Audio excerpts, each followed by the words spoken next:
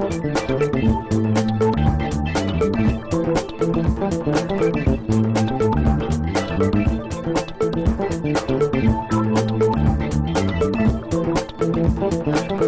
દર્શક મિત્રો, અતિથિ કાર્યક્રમમાં ફરી એકવાર સ્વાગત છે આપનું. અને દર્શક મિત્રો, અતિથિ કાર્યક્રમ એટલે એવો કાર્યક્રમ કે જે કાર્યક્રમમાં વિશિષ્ટ વ્યક્તિત્વને આપની મુલાકાત કરાવે છે અને તે પણ તેમની સાથે વાતો કરી છે. દર્શક મિત્રો, આજે આ કાર્યક્રમમાં એક વિશિષ્ટ વ્યક્તિત્વ હાજર છે અને કહી શકાય કે ફિલ્મ ઇન્ડસ્ટ્રીઝની અંદર જ્યારે કોમેડિયન અને વિલનનું જે કોમ્બિનેશન જ્યારે કોઈ પણ ચર્ચા થાય, ક્યારે પણ વાત નીકળે તો સીધું જ આંખ બંધ કરી તો એક ચહેરો સામે આવે છે અને ચહેરો છે शक्ति कपूर. शक्ति जी आज हमारी साथ कार्यक्रम हाजिर है. शक्ति जी, स्वागत है कार्यक्रम में. सबसे पहले तो ये पूछना चाहूंगा कि कॉमेडी और विलन का कॉम्बिनेशन जो है, क्या क्या मानते हैं आप सही कि कोई एक आर्टिस्ट होता है? बरसों पहले ये था कि विलन एक डिफरेंट रोल करता था, अलग कैरेक्टर जो विलन का ही रोल करते थे, एक एक्टर था जो खाली कॉमेडियन का करते थे. अभी जाके कॉमेडियन और विलन का जो कॉम्बिनेशन और उसमें जिस तरह से आपने इतनी बढ़िया सुपरहिट फिल्में की है, क्या आपको लगता है कि दोनों कॉम्बिनेशन एक ही आर्टिस्ट में होने चाहिए या डिफरेंट डिफरेंट होने चाहिए? मेरा सबसे पहला कहना यह है कि जो आर्टिस्ट होता है वो आर्टिस्ट होता है, चाहे वो हीरो हो, चाहे वो विलन हो, चाहे वो कॉमेडियन हो जी. और एक आर्टिस्ट जब तक कंप्लीट आर्टिस्ट नहीं होता है जब वो ये तीनों चीजें ना कर पाए जी, यानी कि विलनी, कॉमेडी और हीरो बनती जो होती है जी. अब ये कहना है कि शक्ति कपूर एक जमाने में सिर्फ विलन का रोल करता था और बाद में उसने कॉमेडी की तो कॉमेडी भी अच्छी की और लोगों को पहले डराया, अभी लोगों को हंसा रहा है. तो इन दोनों में से मुश्किल क्या है? मुश्किल और आसान मेरे हिसाब से दोनों में कोई अंतर नहीं है, क्योंकि when you are a performer, when you are an actor ji, आप भूल जाते हैं कि आप विलनी कर रहे हैं, आप भूल जाते हैं कि आप कॉमेडी कर रहे हैं जी. अब जो सिचुएशन के आपको सीन मिलते हैं, जो आपका कैरेक्टर होता है, आप उस कैरेक्टर को जब फॉलो करते हैं तो अगर वो विलन का रोल है तो आप विलन को फॉलो कर रहे हैं, अगर वो बैटमैन का, अगर वो उसमें कॉमेडी की कुछ मतलब शेड्स हैं तो आप कैरेक्टर जब कर रहे हैं तो कॉमेडी खुद आती है.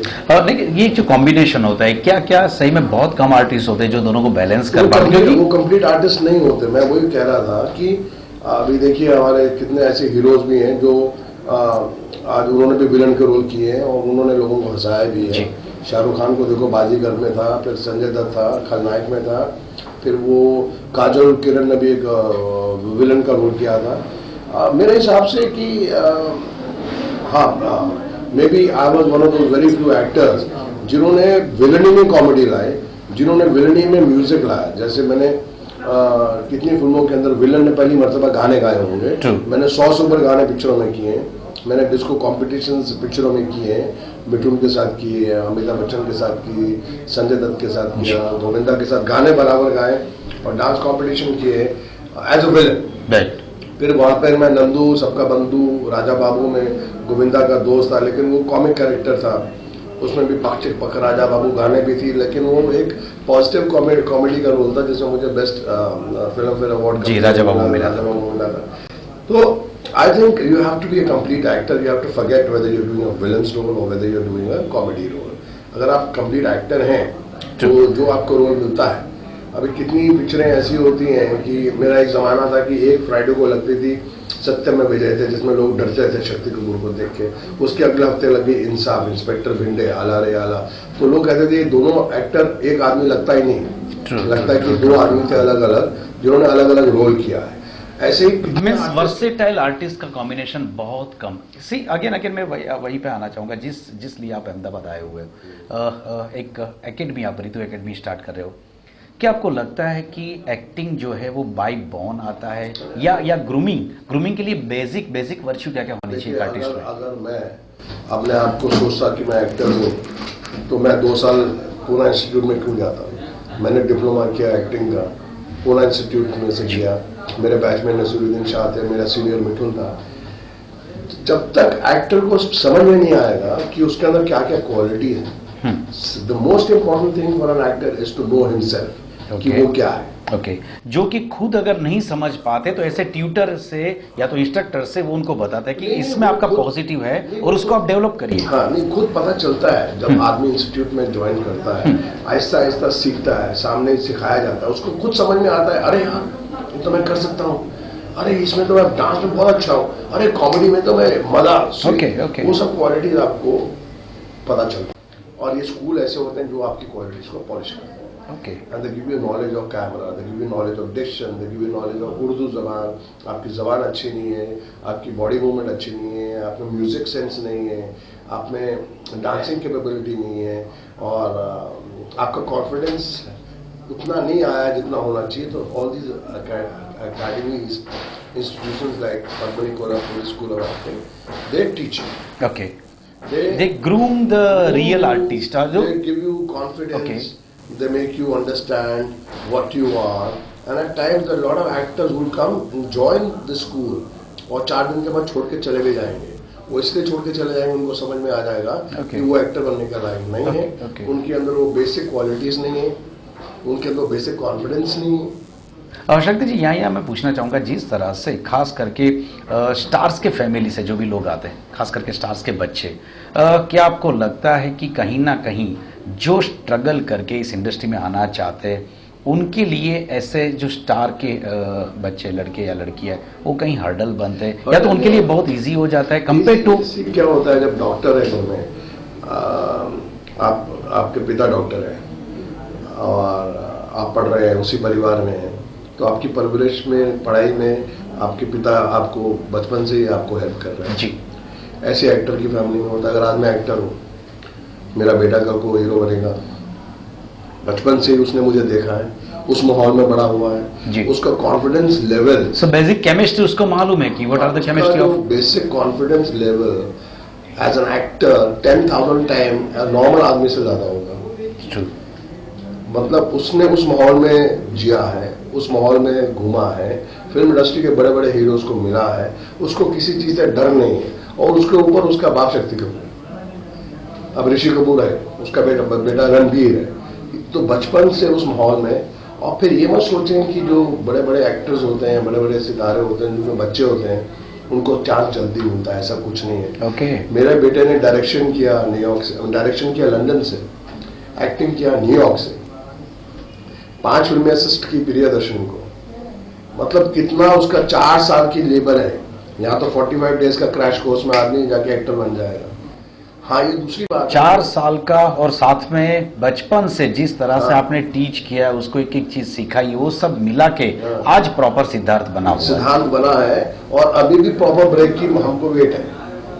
अभी भी प्रॉपर ब्रेक उसको नहीं मिली, उसको मिलेगी, लेकिन उसको एडवांटेज ये फैमिली का हो गया कि एक तो I could afford sending him to New York, I could afford sending him to London, क्योंकि माँ बाप नहीं अफोर्ड कर सकते, मेरे माँ बाप मुझे अफोर्ड नहीं कर सकते थे।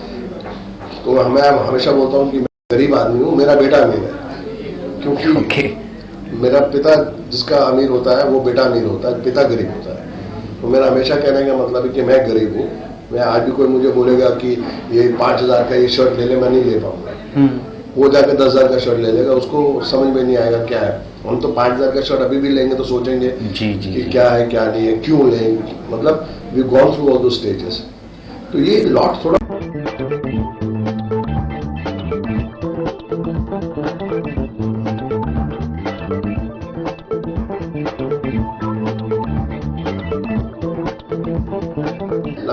मैं स्ट्रगलिंग स्टेज पे ही आता हूँ शक्ति जी की। बहुत कम लोगों को, शक्ति जी को खाली ऐसे स्टार ही देखा है, कॉमेडियन के हिसाब से देखा है। पास्ट में अगर जाए तो क्या फैमिली बैकग्राउंड था, और जिस तरह से स्ट्रगल, किस तरह से स्ट्रगल की थी शक्ति जी ने? नहीं, मैंने इंस्टीट्यूट में कोर्स किया। मैं बहुत लकी था। कोर्स जब पढ़ रहा था तो मेरे को पढ़ाई के दौरान ही फिल्म मिल गई थी खेल खिलाड़ी का, अर्जुन गुरानी की, और उसके बाद मैं बॉम्बे आया। बहुत लकी था। लक फैक्टर बहुत जरूरी होता है, बहुत जरूरी है लक फैक्टर। लक फैक्टर ये है कि to meet the right person at right time. जैसे मैं अपॉर्चुनिटी, जैसे मैं विनोद खन्ना साहब को मिला, मेरे को रहने की जगह नहीं थी, उनसे थोड़ी सी दोस्ती हुई, उन्होंने मुझे 5 साल अपना घर दिया रहने के लिए विदाउट एनी कॉस्ट। ओके। सो लक फैक्टर बहुत जरूरी होता है। फिर मैं फिरोज खान साहब से मिला, एक गाड़ी का हादसा हुआ, मेरी उनकी गाड़ी का एक्सीडेंट हुआ, उस गाड़ी के एक्सीडेंट में मुझे कुर्बानी फिल्म मिल गई। Okay okay. क्या हादसा क्या था? मतलब तो सड़क पे जा रहे थे, मेरी पुरानी गाड़ी थी, फिरोज खान की गाड़ी मर्सिडीज जा रही थी, मेरी गाड़ी उनसे ठुकी। मैं निकला बाहर कि मैं तो झगड़े के लिए निकला कि मेरी गाड़ी ठोक दी, मेरे पास तो पैसा ही नहीं उसको ठीक कराने के लिए। और जब बाहर निकला तो देखा फिरोज खान साहब है, तो मैंने बोला फिरोज खान साहब, काफी जनता इकट्ठी हो गई, मेरे लिए नहीं उनके लिए, वो स्टार थे। तो मैं तो भूल गया मेरी गाड़ी ठुकी। मैंने कहा सर मैं इंस्टीट्यूट से आया हूँ, मुझे आप पिक्चर में रोल दो। वो बोले नो वो करके चले गए। फिर वो कुर्बानी की कहानी पे बैठे थे, तो उसकी कास्टिंग जब कर रहे थे तो बोले राइटर को कि एक लड़का था जिसकी गाड़ी मेरे से ठुकी थी, वो जब बाहर निकला तो मैं डर गया था, वो साले की आंखों में बहुत खौफ था।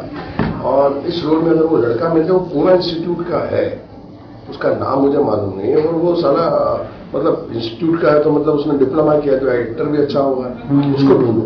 Okay okay okay okay okay. तो फिर मैं एक दिन एक राइटर के घर बैठा था और वो बोला था कोई बड़ी फिल्म नहीं मिल रही। कहता नहीं तेरा मुकद्दर अच्छा नहीं है, मैं एक फिल्म लिख रहा हूँ कुर्बानी, पर वो जो फिरोज खान साहब है वो दूसरा कोई लड़का ढूंढ रहे हैं जिनकी गाड़ी का एक्सीडेंट हुआ है। मैंने बोला वो गाड़ी का एक्सीडेंट तो मेरा हुआ था। Oh my God. तो उसी टाइम उन्होंने फोन किया फिरोज खान साहब को कि वो लड़का मेरे पास बैठा है, तो बोले अगले दिन उसको ले। सो अगेन लक, मतलब एक लक तो फैक्टर करता है। कॉमेडी के बारे में बात कर दो, आपको क्या लगता है? मुझे मालूम है कि ये सवाल में आप वही बहुत ट्रेडिशनल जवाब देंगे, लेकिन आप क्या कहना चाहेंगे, किसके साथ केमिस्ट्री आपकी प्रॉपर? मेरी प्रॉपर केमिस्ट्री गोविंदा के साथ भी रही है, कादर खान साहब के साथ भी रही है, अमिताभ बच्चन साहब के साथ भी रही है। और मैं अभी आपसे ये कहूँगा कि अभी मेरे प्यारे दोस्तों जो जनता मुझे देख रहे हैं, नेक्स्ट टाइम मैं भी मैंने कहा वीडियो लॉन्ग इंटरव्यू, अभी शाम की फ्लाइट है, वापस भी जाना है और लंच भी खाना है, सुबह से कुछ खाया नहीं है। और गुजराती खाना मेरे को बहुत ज़रूरी है, क्योंकि गुजरात का जो खाना है, स्पेशली अहमदाबाद का, किसी रेस्टोरेंट में जाएंगे और थोड़ा गुजराती खाना खाएंगे। और नेक्स्ट टाइम आऊँगा, इनसे प्रॉमिस करता हूँ कि 2-2.5 घंटे की इंटरव्यू दूंगा, जिसमें कॉमेडी की बात करेंगे, कादर खान साहब की बात करेंगे, गोविंदा की बात करेंगे, मेरी फिल्म रॉकी संजय दत्त के साथ जो डांस कंपटीशन किया था उसका गाना दिखाएंगे, वो तभी दिखा देंगे आपको। आज देखें जरा किसमें कितना दम, और अभी दूसरे लोग वही गाना अपनी पिक्चर में डाल। દર્શક ખ્યાલ છે કે સમિંગ અપ જે મારે આપવાનું છે એ રૂટીન કોર્સથી બદલીને ક્યાંક શક્તિજી આપે છે, કારણ કે સીઝન્ડ આર્ટિસ્ટ એમને ખ્યાલ છે કે મીડિયા સાથે જ્યારે ચર્ચા ચાલે છે અને એમાં પણ એમને જલ્દી છે, તો એક એન્કર તરીકે પોતે બ્રેક નહીં પાડી શકે કારણ કે એની ડ્યુટી કરી રહ્યો છે, પરંતુ આજે મારે જે બોલવાનું છે બોલી રહ્યા છે. થેન્ક યુ વેરી મચ શક્તિજી, આપને આપના વખત દિયા. ફરી મળીશું નેક્સ્ટ એપિસોડમાં નવા અતિથि સાથે. પણ લાસ્ટ સમિંગ અપ, तो इसी को लंबा करने के लिए, इस एपिसोड को लंबा करने के लिए मैं इनसे रिक्वेस्ट करूंगा कि मेरी कुछ पिक्चरों के जो विलन, आज तक ऐसे हुआ नहीं कि विलन इतनी पिक्चरों में गाने किए होंगे, जो मैंने मेरी पिक्चरों में कुछ गाने किए हैं, जैसे बाप नंबरी बेटा 10 नंबरी, उसका एक गाना आपको दिखाएं, आपको रॉकी का गाना दिखाएं, आपको सत्य पे सत्य का गाना दिखाएं, आपको राजा बाबू का गाना दिखाएं, और बीच बीच में मेरी इंटरव्यू दिखाएं। तो अब ये पूरी थैंक यू वेरी मच शक्ति जी। कुछ ऐसे सीन दिखाएं जो आप लोगों को अच्छे लगे। आजकल तो रेप कम होते हैं, उस जमाने जब रेप ज्यादा होते थे ना, वो 5-6 मेरे रेप भी आपको दिखाएं, और जब रेप दिखाएं तो बच्चों को छुपा दें, क्योंकि रेप अच्छा नहीं होता देखने को, तो वो दिखाएंगे तो 2-2.5 फाइन शक्ति जी, फाइनल समिंग अप मुझे देना है, क्योंकि ये सिस्टम होता है कि मुझे लास्ट समिंग देना 2 सेंटेન્સ है. દર્શક મિત્રો, આ હતી વિશેષ મુલાકાત અને પ્રોમિસ કર્યું છે કે નેક્સ્ટ ટાઈમ જ્યારે અમદાવાદ આવશે ત્યારે જરૂરથી સમય આપશે, પરંતુ આ કાર્યક્રમ અહીંયા જ પૂર્ણ કરીએ છીએ. ફરી મળીશું નેક્સ્ટ એપિસોડમાં એક નવા અતિથિ સાથે. ત્યાં સુધી નમસ્કાર. Thank you very much. Love you all, Ahmedabad, love you all, love you very much. Thank you.